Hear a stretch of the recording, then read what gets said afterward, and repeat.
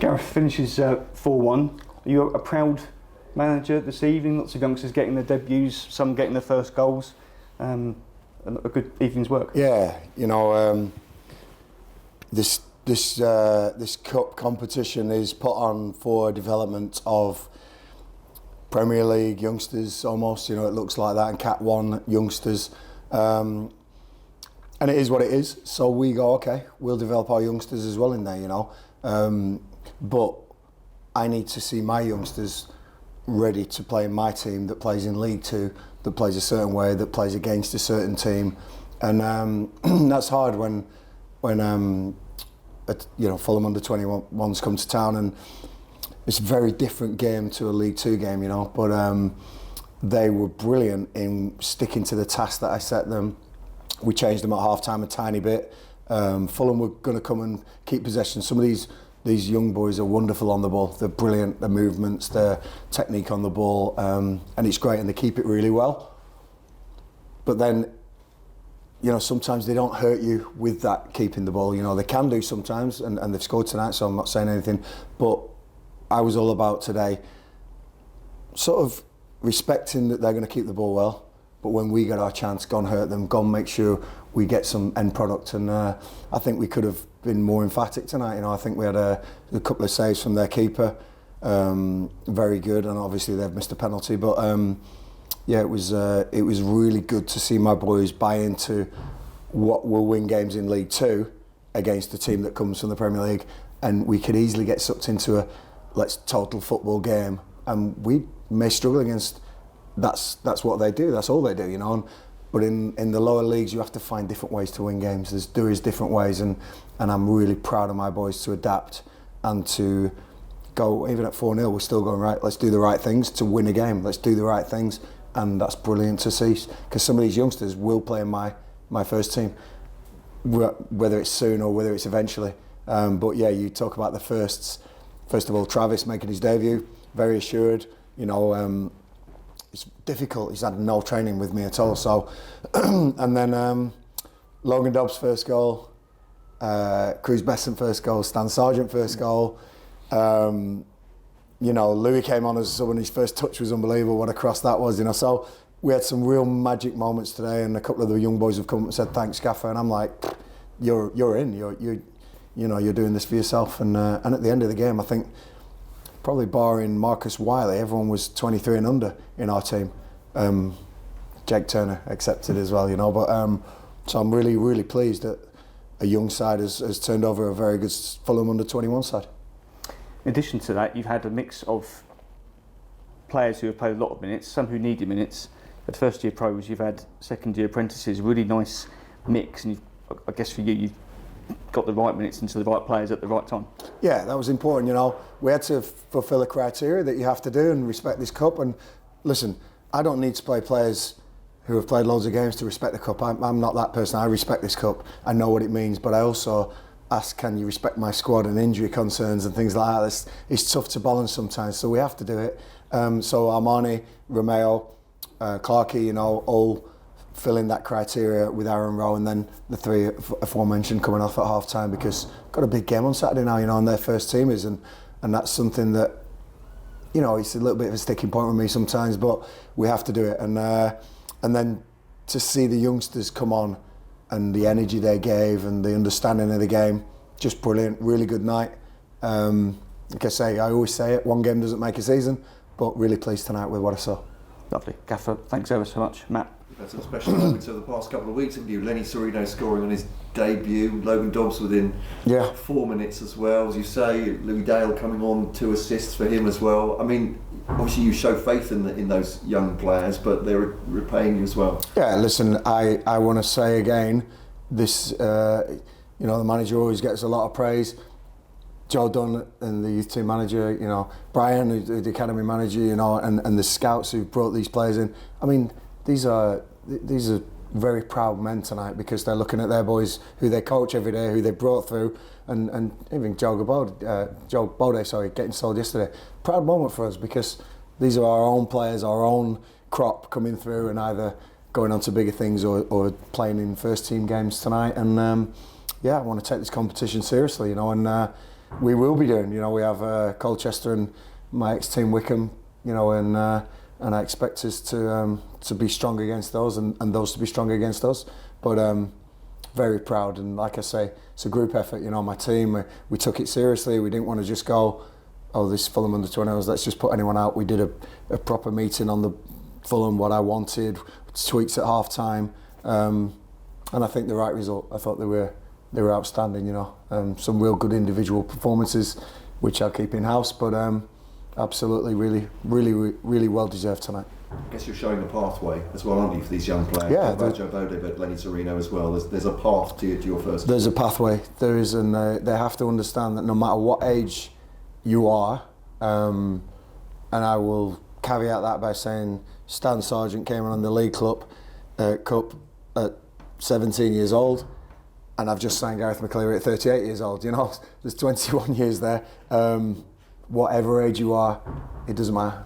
If you're good enough, and I believe in you, you have a chance at Gillingham, and every player on the pitch tonight, yeah, believe in them. If I could just talk quickly about the signings, or at your leisure, talk as long as you want. But yeah. Travis Akamea making his debut tonight. What did you see in him to bring him to? Yeah, so Travis was the one that I've said earlier was flagged up to me. I haven't seen him live, and I don't often do that. But when I saw his clips and when I got some character references on him, I played with Richard Johnson at Watford. We're ex-teammates from QPR, so I trust him.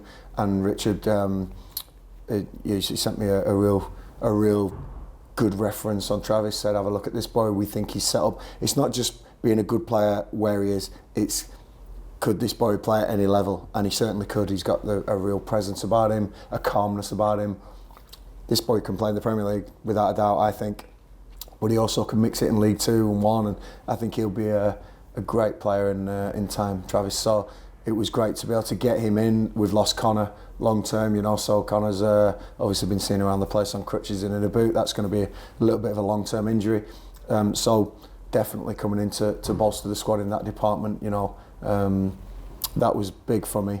And then the other two on deadline day, you know, I think the real eye-openers, you know, and Johnny Smith, somebody who I've chased for a long time, when he was at Bristol, and Burton, and you know, when I was at Wickham, we always had an eye on Johnny Smith. Very exciting, carries the ball well, can play left and play right, assists, crosses, goals, real tenacious character, but great character around the place, and he's obviously going to play a big part. And then Gareth McCleary, we have fought off some higher division clubs, or a club especially, for the signature of Gareth, and again I thank Joel Comper, Kelly, Brad and Shannon for the work they've done behind the scenes on that one, and believe me, eyebrows will be raised for a 38-year-old joining, but I think they'll be raised even more when you see what Gareth McCleary can offer when he's on it. He's very similar to Aaron Rowe. He's missed a bit of pre-season, so we're going to have to really drip feed Gareth in, but you have a look at some clips. Gareth McCleary and Sam Vokes have linked up in the past quite well before, and I'm hoping we can get similar outcomes with, you know, both Josh Andrews, Elliot Nevitt, and all the wide players and the forwards. But really pleased with that final day. You know, obviously Jack and Joel going out, give them our blessing. Fantastic for Joel. Really great. You know, to move up a division, to go to a big club like Luton. I hope he gets on really well there. You know, he's had my blessing, and we had a good chat, and yeah, he's really going to make an impact there. And Jack Nolan, I have to say, been, you know, a real good pro around the place. He hasn't tried to chuck his toys out the pram. He hasn't moaned. He knew where his position was and just got on with it. So yeah, really hope they two go on to good things. But when I see that tonight and I see what's in the building, I'm hoping Gillingham can go on to good things as well. And just one more on Gareth McCleary. I saw some Wickham fans last night saying the band's back together, but it's back at Gillingham. Yeah, it's nice. Yeah, yeah. I think managers, you do like players they've worked with before. You know, it adds something to the dressing room. When I talk about the various tactics or various phrases that I use, Volksy and Gareth know them now well. The rest of the boys know them. I hear them using those terms around the place. All I'll say is that they're great characters. I won't sign anyone who's going to mess with this identity we're really strongly becoming. And the band is a little bit back together. Not totally, but we'll make sure it's a loud bang, this band, when it plays, because they're good players, and like I say, we're looking forward to seeing what they can do. Thank you. Got a lot of options in attacking areas now, haven't you? Which is You certainly have, yeah. Yeah, and that was something that we looked at when we came in. We thought that we would need some keys to unlock some pretty tight doors. You know, when teams come here, especially now with where we are, they're going to lock their defences up quite tight, and we need the keys to get through these. And you know, we got Bradley, who can pick a lock for fun. You know, he's a great player and played at a very high level. But again, you know, you talk about Aaron Rowe, McCleary, Johnny Smith. You know, these are players that can get through areas, tight areas, get crosses in the box, and then it's just having the finishes in the box to get on the end of things and put the goals in the net. But I think that in the past the club has been guilty of probably not scoring enough goals. I think we can go one step back and go, we haven't created enough chances, and I think these boys will create chances. I think that's what we're crying out for, and fingers crossed, that's my plan, and we'll see how it goes. With the movement you've been able to make in the transfer market, do you feel the squad now better than it was when you first walked in? Yeah, I certainly do, and I think that every manager will have his opinions on all players, but I believe that from the day I walked in to now, the squad's better than it was. Great move for Joe, like you said. He's come very early, really. I mean, he's very raw still, isn't he? I think he was at Maidstone this time last year. Yeah. It's a big move for him. Do you think maybe too early, or are you convinced that now's the right time for him? Listen, we have to make decisions for the good of the player, the good of the rest of the players, the good of Gillingham, and so all three of those were that we thought that Joe would this opportunity was good for Joe, and Joe thought the opportunity was good as well. So you know, all together we made that decision. I think that if it would have been anyone else, Matt Bloomfield I know really well, and I know he manages very much like me and with the same sort of identity as a person. And I think that Joe, he will learn a lot from Matt and learn a lot from that environment. So I'm really hoping he kicks on. We have a vested interest. Obviously, we love what he did here and with the deal and everything, but we're really hoping that he kicks on, because he's a great lad. He really is, you know.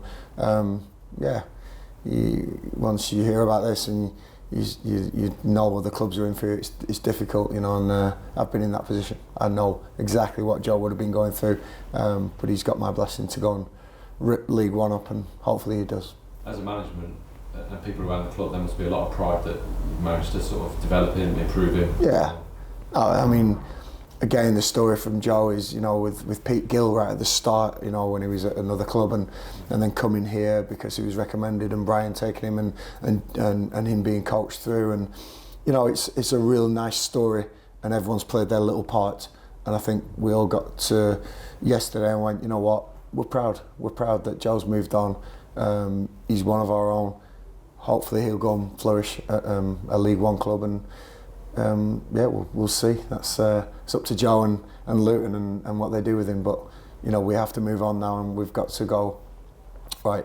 Life after the two that have gone, but I think the three that walked in yesterday really raised the bar, and I'm looking forward to working with them. And we've seen the conveyor belt still going here tonight. There's some fantastic talent there as well. Yeah, it really is, you know, and I think we're blessed with a good area, and it's been difficult, you know, because we've been League Two, and you get players poached from here, there and everywhere, but we have a good catchment area. My ultimate aim is bringing everything together, and we'll have our own training ground. It'd be fantastic and everything, and that's way down the line, because we have the talent around here, and the guys that are involved in the academy have proved that they can spot a player, they can bring a player through, and I get the rewards tonight with some of the young boys playing well. So thank you, everyone. Makes my job that little bit easier. And can I just quickly ask you about the weekend game? It's the two teams with unbeaten records in League Two going head to head. It's nicely set up, isn't it? Yeah, I'm well aware of that, and all I'll say is we'll go there to win the game. Away from home, we've been very good this season, been solid. I know what Bromley's strengths are, I know what they'll test us with, and I also know that we will have to be at our best to get anything out of that game. Whether the new signings will be involved or not, we've got some injuries coming back as well, or will be revealed, I'm sure, just before kick-off on Saturday. But really looking forward to it. It's my first Kent derby.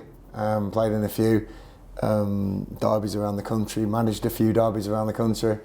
Looking forward to the Kent derby, and I'll see what happens after the game Saturday.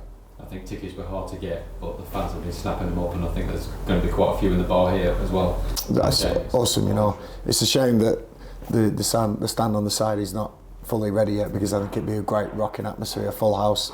But the Gills fans, they get behind the team. I know that now, and even tonight they were fantastic. But I'm sure Saturday they'll all make that travel, and like I say, hopefully it keeps going well. We'll need you when it doesn't, but just keep getting behind the boys because they're loving it, and I'll keep them going.